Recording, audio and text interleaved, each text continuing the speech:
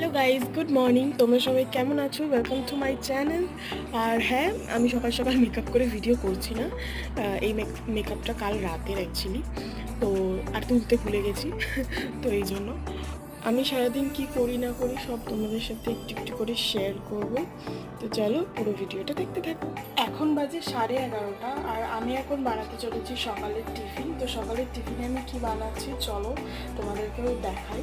যে আটা মাখা, আর এখানে আমি রুটি বেলে নিচ্ছি। এখানে আমি পেঁয়াজ কেটে নিয়েছি, লঙ্কা আর আদা রসুন। তো আমি এখানে রুটিগুলো বেলে নিয়েছি। এখানে দিয়ে দিয়েছি জল গরম হতে। রুটিটাকে 6 থেকে 7 মিনিট সেদ্ধ করে নিয়ে চাউমিনের মতো করে কেটে নেব।